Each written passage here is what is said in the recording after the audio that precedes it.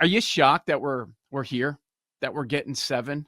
It's like we probably should have taken a step back, and I think at one point we did entertain the idea of Indiana winning yesterday, but I didn't hear anybody really calling that. But when everyone's saying series over, season over for Indiana, we probably should have been like, hey, man, he's getting 2 days to rest up.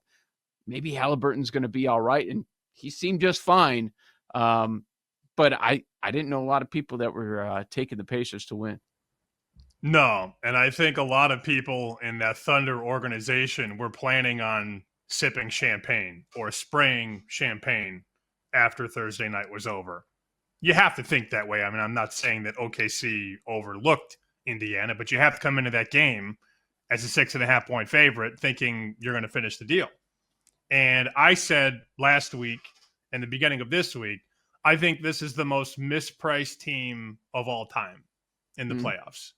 They were mispriced all postseason long, especially against Cleveland and clearly here against Oklahoma City. I mean, this was a $7 favorite. OKC minus 700 to win this series, which implies almost no chance for Indiana to win.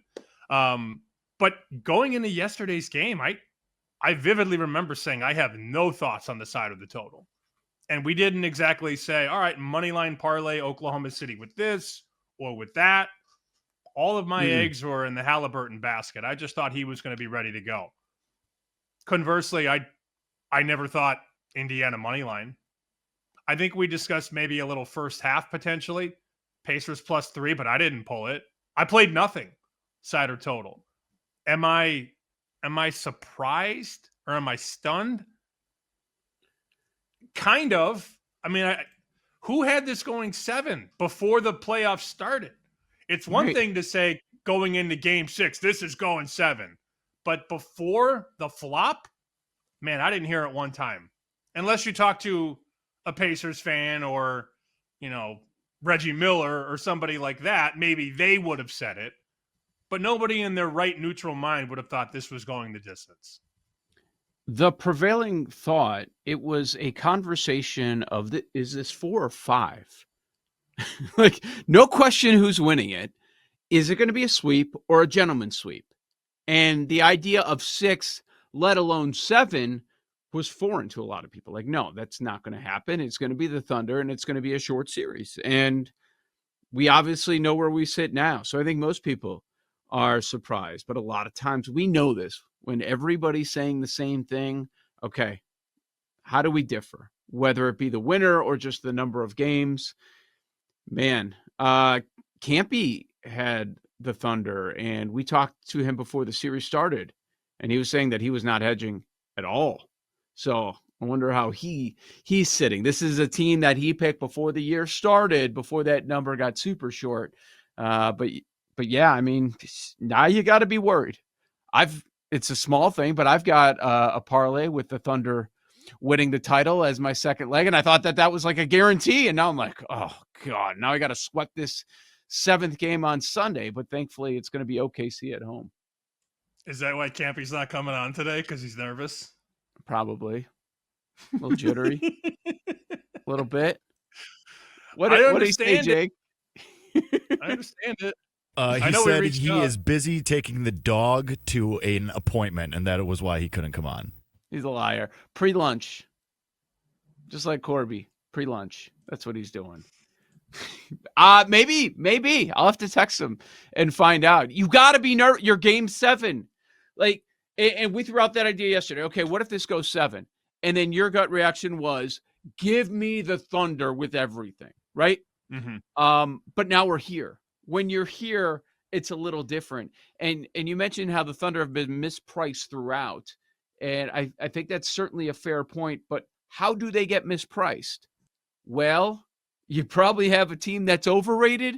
And even though they're in game 7 in the NBA Finals, it still feels like Indiana is underrated because every time they lose, everybody wants to go against them. Well, it's not mispriced anymore. Game 2 in Oklahoma City was 11.5. And now we're 8.5. So I would argue, I'm not going to overreact to last night. I would argue this would be the time to bet OKC. I'm seeing some early bet splits, 80% of tickets on Indiana for Game 7. We'll see how that shakes out. Long way to go. The public isn't even involved yet. The public isn't betting Sunday's game on Friday. That's not happening. So these early bet splits are not indicative of what this market will look like heading into the day of the game. I still think, though, you're going to see more people supporting Indiana, which is ironic because the public was laying 11 and a half in the first couple games with OKC. And now they're going to take 8.5, my estimation, in Game 7. I got this tweet from one of our loyal listeners, Ozzy57, who listens not only to our show, but listens to the network. And I put it in the chat rundown at 9:20 if you wanted to kind of see the numbers physically. So he reaches out and says, all right, here we go. I'd love for you guys to discuss this on the show. Feel free.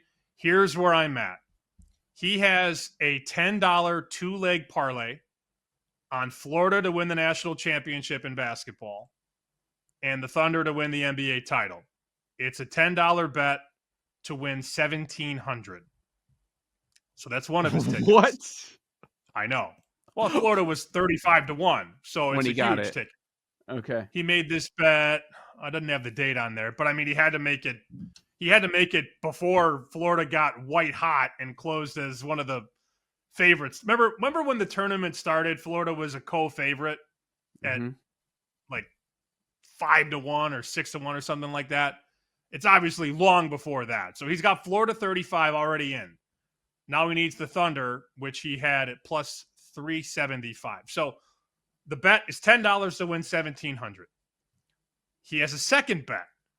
He made a $5 wager on OKC to beat Indiana at 120-1.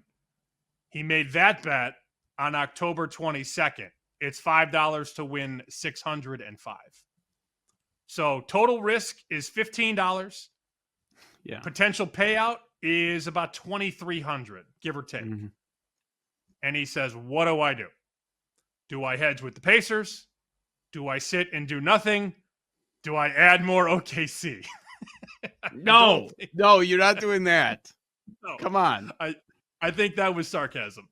But really it comes down to A or B. Do you hedge with the Pacers or do you do nothing? I just said, I mean, as somebody who just said, I think I'm going to lay 8, you know where I'm at.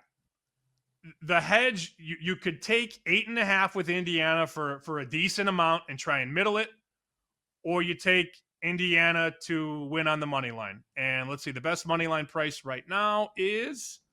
290. MGM has 290, which is, I believe, the biggest number in the market that I see, plus 290. So you could take a chunk of that 2,300 and bet Indiana plus 290. Say you bet 500 or something to win over a dime, and now you're in a good spot. That's probably what I would do if I was going to hedge, but I don't think that I would. The question is, Joe, if you're betting $10 on this and $5 on this, relatively speaking, $2,300 is a lot of money for somebody who risks 15. You know what I'm saying? Yeah, I know exactly what you're saying. And these conversations are always very different, right? There's no one answer all the time. Like, I'm a guy that doesn't love to hedge, but I look at this as $2,300 just sitting there on the floor, right? But you only bet 15. It's like a nothing. It's like you bet nothing. You made a couple of great calls. The worst thing in the world would be Indiana going and winning this, and then you sit there and you do nothing. And you had like if you wanted a free $500 or a free $1,000 sitting there for you. But you would have had to make the move. I would hedge. And it's just a matter of how much. What you suggested about 1,000, I probably wouldn't do that much, but I would at least want $500 for my effort in my pocket. And okay, let's say, I don't know, let's say you burn a few $100, and that would get you close to 1,000, like you mentioned. Let's say you burn like a few hundred out of the potential winnings of 2,300. Are you going to miss that $300, that $200 to $300? I would not. Not when I bet $15. I'll be like, damn, I should have stood pat. And then I'll forget about it a minute later. And I'm fine and I'm celebrating my victory. And that's the part that I'm going to remember. So I'm not hedging a ton. But since you're getting a price of 3-1, maybe here's what I would do. I would hedge a little bit, and then I'd watch it in game. If OKC comes out firing, which I think might happen, and then you're going to get even a better number, then I'd probably maybe take another portion of a hedge and take Indiana there. But I would, even though I'm not the hedge guy.